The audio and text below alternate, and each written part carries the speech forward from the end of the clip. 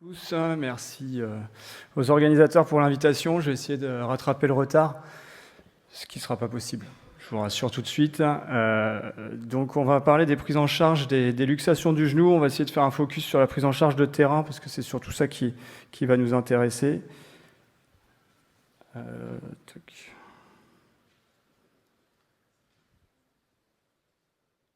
Ouais. Les diapos passent pas.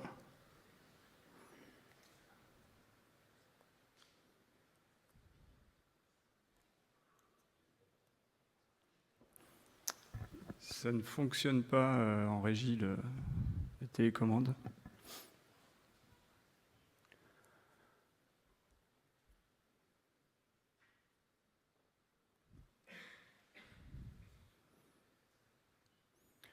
Alors globalement, une luxation de genou, c'est une perte de congruence articulaire. Ça, vous le savez. Et la principale lésion, ça va être celle du croisé antérieur que tout le monde connaît. Ce qui va entraîner une luxation, c'est lorsque plusieurs groupes ligamentaires sont atteints. Et il ne va pas falloir négliger, c'est ça le plus important et le message, à mon sens, de ce topo, c'est les lésions associées, notamment vasculo-nerveuses, et puis bien sûr les ménisques et le cartilage. Les rappels anatomiques, globalement 4 plans ligamentaires, le croisé antérieur et le croisé postérieur qui constituent le pivot central, et le plan latéral et le plan médial, avec les différentes structures des coques postérieures. Sur les rappels anatomiques, simplement un élément, le croisé postérieur, il est large, volumineux et surtout il est très vascularisé, ce qui lui donne un potentiel de cicatrisation qui, on va le voir plus tard, va nous permettre d'évaluer la thérapeutique. Le plan médial, qui est constitué essentiellement de deux intérêts anatomiques, le ligament collatéral médial en lui-même, mais surtout le ligament postérieur oblique, qui est en lien direct avec le point d'angle postéro-interne. Sur le plan latéral, on a le ligament collatéral latéral associé au point d'angle postéro-externe, et notamment le tendon poplité et le ligament poplitéo-fibulaire qui vont avoir un rôle dans la rotation du tibia et sur les relations avec le point d'angle postéro-latéral. La prise en charge, et c'est ce pourquoi l'intérêt de ce topo, d'abord, identifier l'urgence de la situation. Une luxation du genou, ce n'est pas une entorse avec rupture du croisé antérieur isolé. On a une impotence fonctionnelle qui est totale, il y a une douleur qui est majeure. Et il y a souvent un choc violent, soit au cinétique ou bien sur des sports tels que le rugby, dont on parle beaucoup cette année, et le judo. Il y a toujours une situation avec un gros engagement physique. La déformation est majeure et méfiez-vous des luxations qui sont spontanément réduites. Et donc l'examen en situation d'urgence, il doit être fait sur le terrain rapidement avec une évacuation rapide vers les vestiaires ou vers la zone de soins. Vous amusez pas à réduire un genou sur le terrain, sur le tatami, ça n'a pas de sens, ça va être une boucherie, c'est horrible, ça fait un mal de chien, et vous allez passer sur tous les réseaux sociaux. Alors tout dépend de si vous souhaitez avoir une notoriété, mais c'est pas forcément celle qu'on recherche. Donc un traumatisme du genou, il va se présenter avec soit une luxation, la déformation est évidente, donc là vous ne passerez probablement pas à côté, mais méfiez-vous de ces genoux très échymotiques, qui sont souvent des luxations spontanément réduites, les triades, les pintades, et on peut parfois passer à côté. Donc la réduction à chaud, vous allez faire un examen clinique, immédiatement vérifier l'époux, et l'examen neurologique, la mobilité, la sensibilité. C'est vraiment ça qui va permettre de guider l'urgence de la situation et le plan d'évacuation que vous allez mettre en place pour prendre en charge correctement votre athlète. Et donc à ce stade, l'urgence, elle sera toujours vasculaire. Le chirurgien orthopédiste, il vient en congrès, mais c'est le vasculaire qui passe le premier. C'est toujours pareil. Donc il faut, jusqu'à preuve du contraire, partir du principe qu'il y a une lésion vasculo-nerveuse associée à cette luxation. C'est pas rare, c'est difficile à évaluer en termes de fréquence. Dans la littérature, ça va de 5 à 15%, mais c'est très variable. Et quand on étudie précisément les populations, elles ne sont pas toujours très homogènes entre la traumatologie routière avec des fractures associées et des luxations du genou isolées sur des cas de traumatisme sportif. Donc, d'abord la recoloration cutanée.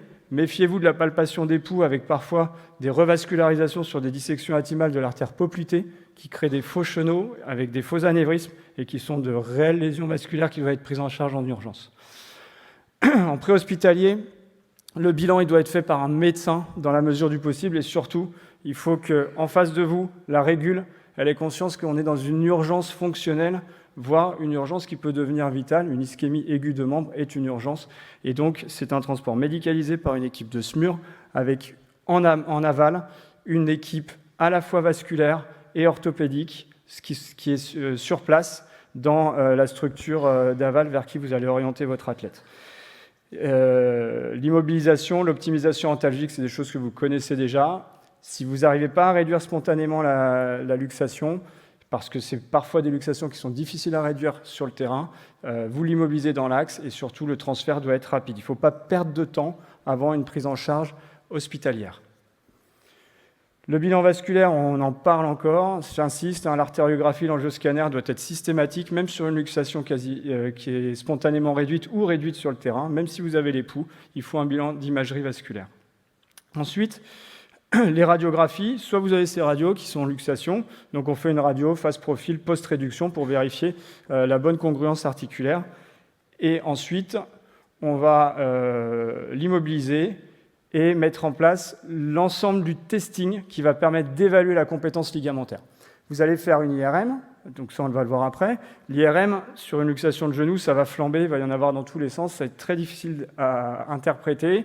On va voir les lésions ligamentaires de manière assez grossière, on va surtout pouvoir évaluer les lésions cartilagineuses et méniscales associées, mais le meilleur bilan ligamentaire que vous pouvez avoir, c'est celui du testing dynamique, soit sur votre examen clinique que vous allez compléter avec les clichés radiographiques en stress, soit au bloc opératoire, sous sédation, ou lorsque vous avez réduit, n'oubliez pas de tester, c'est plutôt pour les équipes de chirurgie, mais de tester les ligaments, donc le tiroir antérieur, le tiroir postérieur, donc toujours à 90 degrés pour le tiroir postérieur, et puis les clichés sur les plans périphériques.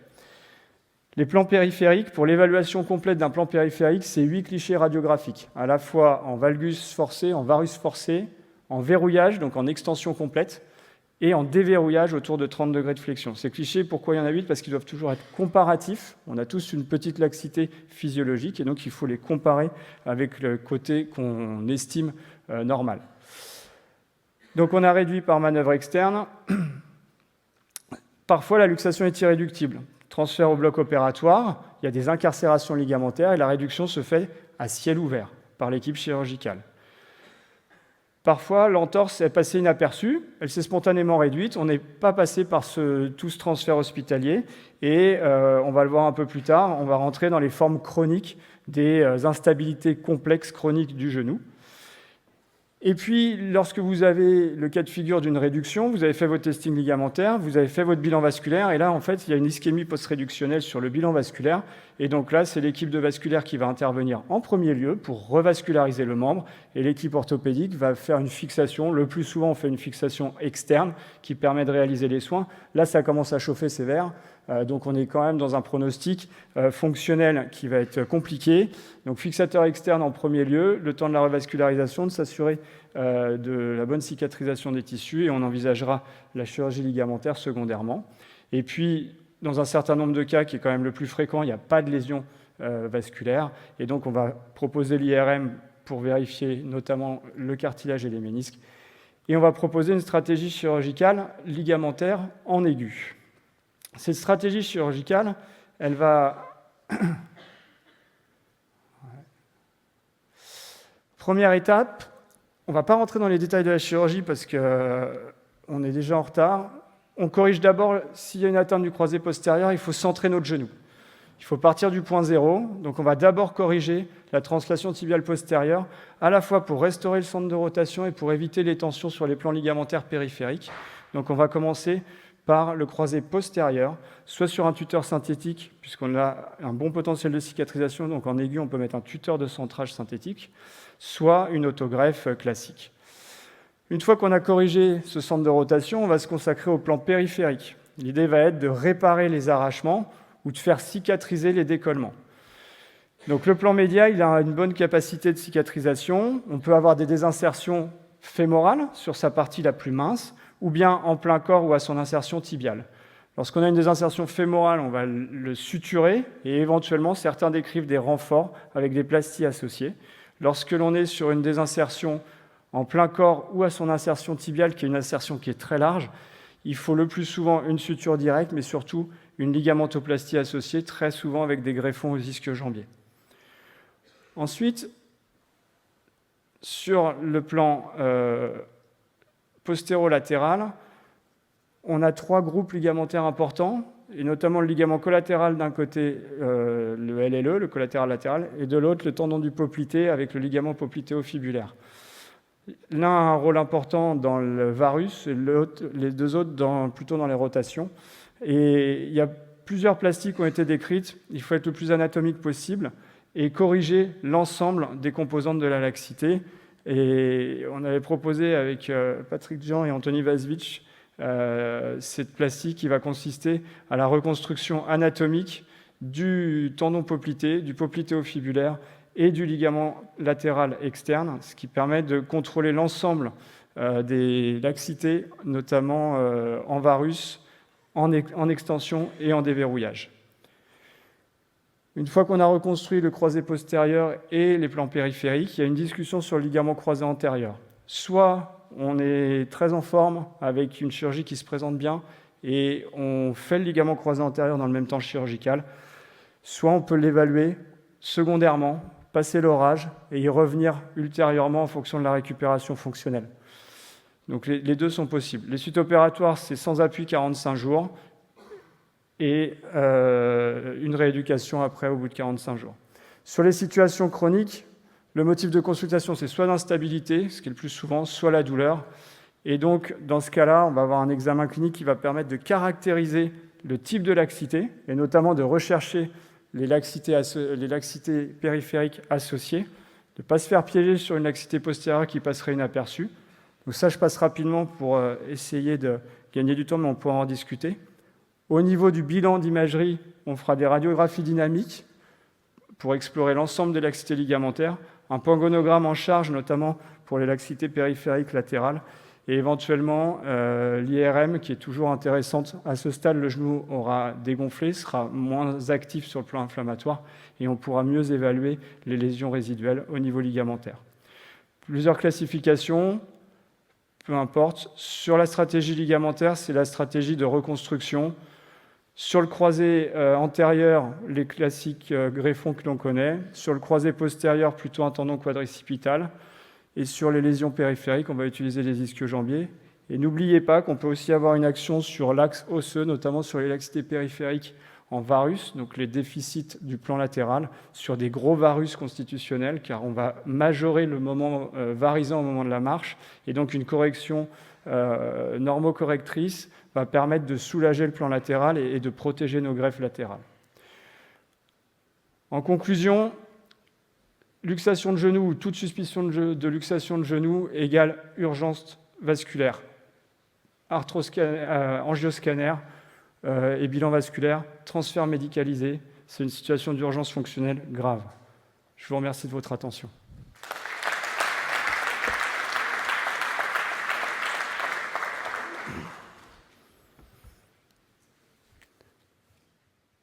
Alors, y a-t-il une ou deux questions sur ce sujet de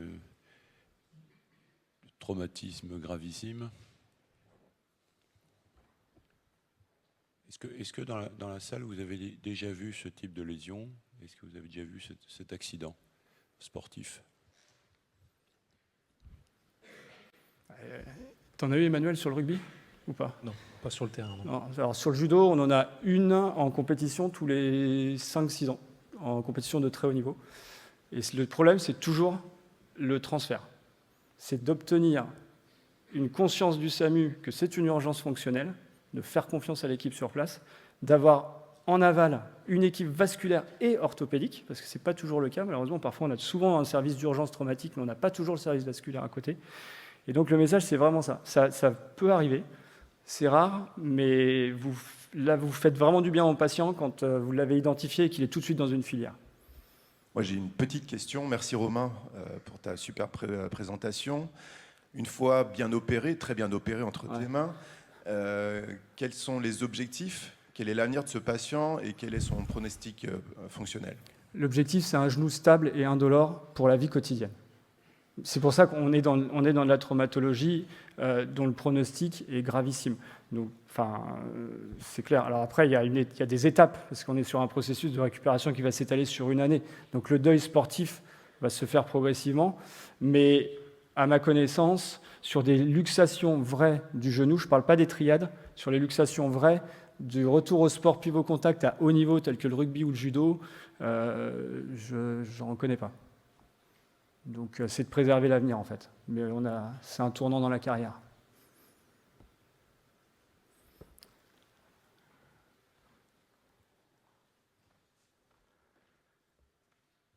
Une question ici, madame. Ça, oui. Ici. Il passe par des chemins détournés. Petite question pour la reconstruction sur les genoux multiligamentaires comme cela. Vous faites appel à des allogreffes ou vous faites tout en autogreffe? On peut tout faire. Le tout, c'est d'être imaginatif. Voilà. Il faut faire bien. Non, mais on est vraiment dans la chirurgie. Enfin, on peut en discuter après, mais je ne suis pas sûr que ça intéresse forcément. On peut faire des allogreffes avec tous les inconvénients de l'allogreffe. On peut faire du frais. Il faut de toute façon savoir tourner autour de toutes les greffes, mais comme pour le croisé antérieur. Il faut savoir faire tout type de greffe pour être capable de reconstruire. Il n'y a pas de meilleure ou de mauvaise greffe. Il y a toujours un compromis sur ces chirurgies. C'est pas de la routine. Hein. Donc, On va prendre une dernière question devant la madame, parce que ça fait 2 fois qu'on lui sucre sa question juste devant. Allez-y, sans le micro peut-être, mais allez-y. Oui. Donc on parle du post-op, 45 jours sans appui. 45 jours sans appui parce que les plans périphériques sont très fragiles, même avec des reconstructions ligamentaires. Et la charge entraîne des augmentations de laxité sur les plans périphériques, notamment sur les plans latéraux, un peu moins sur le plan interne, mais sur les plans latéraux, à l'appui et à la marche, il y a un moment varisant. C'est-à-dire que même les patients normo-axés, ils ont une décoaptation latérale. Et donc on va tirer sur nos greffes. L'objectif, c'est d'être le plus prudent possible. On n'est plus dans des objectifs de reprise de carrière ou quoi que ce soit. Et l'idée, c'est que le patient il aille bien et qu'il aille bien du premier coup. Et moi, je ne les mets pas en rééducation pendant 6 semaines. Il n'y a personne qui les touche pendant 6 semaines. Ils restent là, ils dégonflent. Ils dégonflent, ils prennent les antalgiques, ils prennent un peu de glace, etc. Il faut les laisser tranquilles. On peut en faire, mais en fait, ça ne sert à rien. Le problème aussi, c'est qu'il y a un gros déficit de connaissances et de compétences rééducatives sur ce type de chirurgie. Et donc, très souvent, il y a un certain nombre de rééducations qui sont faites et qui sont délétères face à ce type de chirurgie. Surtout quand vous commencez à toucher au pivot central, le croisé postérieur il va descendre. La première chose que va faire le kiné, c'est qu'il va vouloir récupérer l'extension complète. Il va vouloir travailler sur les ischios. Et le problème, c'est qu'on va retrouver avec un tiroir postérieur spontané, puisqu'il n'a pas le temps de s'intégrer au niveau de la greffe, et on va détendre nos plasties périphériques. Donc il y a beaucoup d'éléments, sauf si on est dans une relation de confiance avec le kiné et qu'on sait exactement qu'il a compris ce qu'on avait fait. Et voilà. Mais en termes de gain de temps, il n'y en a aucun. On veut qu'il s'enraidisse, ce genou. De toute façon, c'est un genou flottant. Hein. Donc le but, c'est qu'il s'enraidisse. Après, on verra plus tard.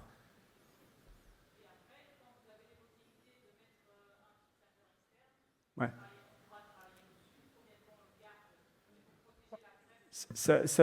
Non, c'est dans une autre stratégie. C'est que là, il y a une urgence vasculaire. Donc là, l'idée, c'est juste de bloquer l'articulation centrée et après, on verra. Le problème, c'est que quand on met le fixateur externe, c'est qu'on a déjà passé sur une complication qui est la complication vasculaire, avec toutes les problématiques de revascularisation, de syndrome de Loge, post-ischémie, etc., etc. Donc c'est pour ça que là, on laisse refroidir le genou tranquillement et on le prend en charge plus tard.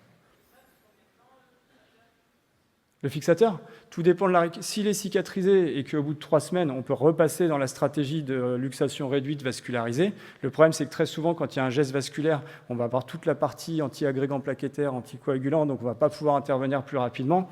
Donc on le garde 3 à 6 semaines en fonction. De toute façon, il faut qu'il s'enraidisse, il faut protéger, parce qu'il faut imaginer qu'il y a un pontage derrière. Donc on ne va pas pouvoir travailler sur le pontage non plus. Donc on rentre dans des prises en charge qui vont être à plusieurs équipes, et c'est les vasculaires qui vont nous dire bah là il est mature, on peut travailler sur les ligaments. On va devoir enchaîner sur les... Une dernière question très rapide, excusez-moi. Juste question pratique de terrain. Quoi qu'il arrive, on réduit? Quoi qu'il arrive, vous n'arriverez pas à réduire. Donc, on tente la réduction ou... Est-ce que vous avez déjà réduit une luxation de genou? Non, mais... Ouais, donc envoyez-le direct au bloc. Okay, vous lancez pas. Un déficit vasculaire sur vous le lancez terrain. Pas. Okay. Le déficit vasculaire, plus les gens seront alertés vite en aval, plus les équipes seront mobilisées pour le transférer, plus vous aurez fait du bien à l'athlète. Merci. plutôt que de tirer dessus pendant 2 heures.